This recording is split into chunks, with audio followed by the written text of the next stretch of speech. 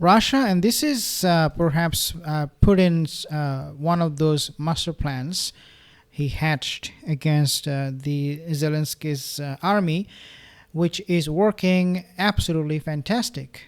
What is happening is Putin's surrender or die offer to Zelensky's soldiers is working, as Russia at the same time launching big attack.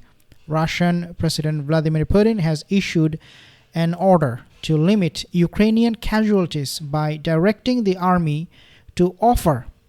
He's asking the Russian army to offer the Zelensky army to surrender before launching attacks on Ukrainian troops. In a newly released video from the Russian Ministry of Defense, Moscow's forces are seen rolling hundreds of leaflets containing surrender messages, which were then launched using Grad multiple rocket launcher systems. Many Ukrainian soldiers have surrendered in recent weeks, claiming they were forced to fight by the Zelensky regime. This war in Ukraine is being favored by many in Ukraine, but at the same time, a lot of the Ukrainian people, they do not want to fight this NATO war. The Ukrainian people, they are convinced that this is a NATO proxy war, USS proxy war, using Ukraine against Russia to dominate the world power. Now we are seeing that these forces from Zelensky's regime, they are breaking up. The crack can be seen in the army ranks, and they are refusing to serve in the military because they believe this is not the war they want to fight. Now, they were forced by Zelensky regime despite significant rebellion within the Ukrainian military. Reports indicate that Zelensky, he remains quote-unquote not ready to negotiate with Putin, with Russia, and that is obviously going to further escalate the tension between Ukraine and Vladimir Putin.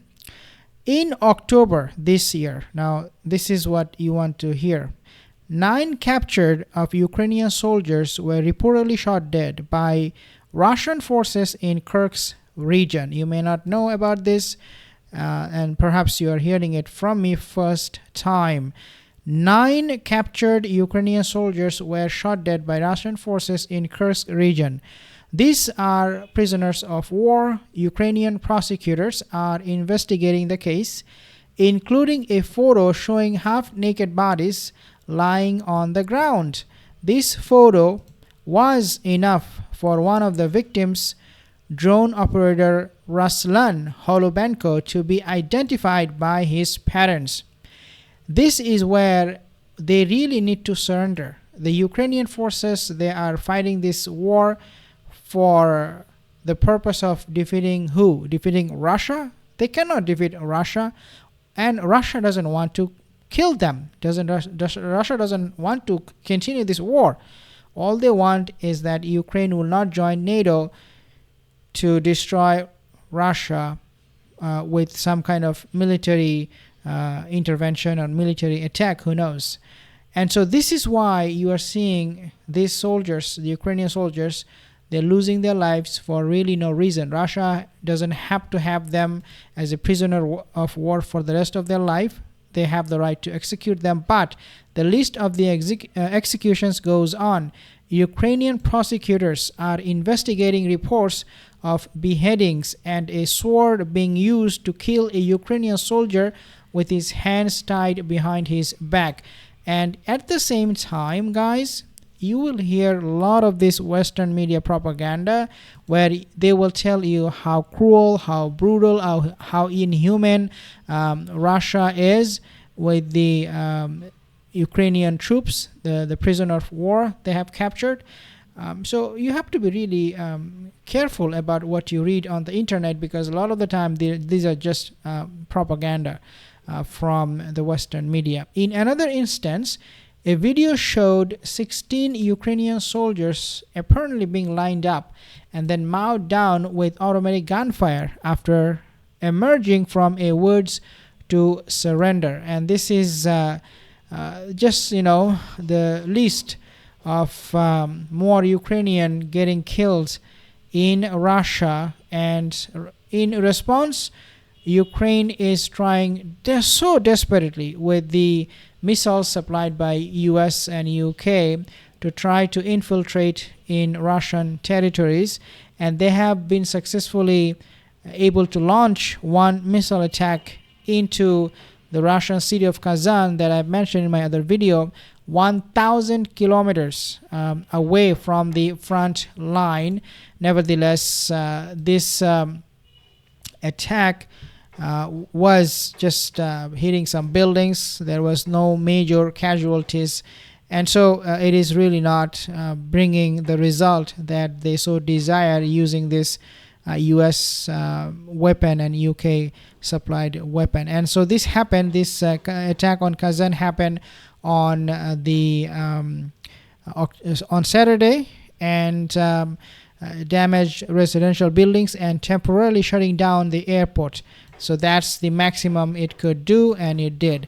A drone smashed into a high-rise apartment block and damaged a skyscraper in the city of more than 1.3 million. So Kazan has 1.3 million citizens, but there were no casualties, local officials said. Videos posted on Russian social media networks showed drones hitting a high-rise building and setting off fireballs. Foreign Ministry spokeswoman Maria Zakharova said 2 drones hit a 37-story apartment block and that Ukraine had been targeting an unspecified industrial facility, but that it suffered no damage. So basically, nothing really is panning out for Ukraine when it comes to the effectiveness of these missiles that are being launched against Russia, now in this case in Kazan. And remember, the attack on Kazan, about 800 kilometers east of Moscow, came a day after Russian strikes on the Ukrainian capital Kiev, killed 1 person and wounded 13. This attack on Kazan came as a retaliation, as a retaliatory attack on Kiev, Ukrainian capital, and that killed 1 person. But of course, with this attack on Russia, this retaliatory attack against Russian Kazan, the city of Kazan, did not really cause much of a panic or damage to the Russian citizen living there. Now, Zelensky said on Saturday that he had met with CIA Director William Burns in Ukraine, a rare public disclosure of a meeting between the pair.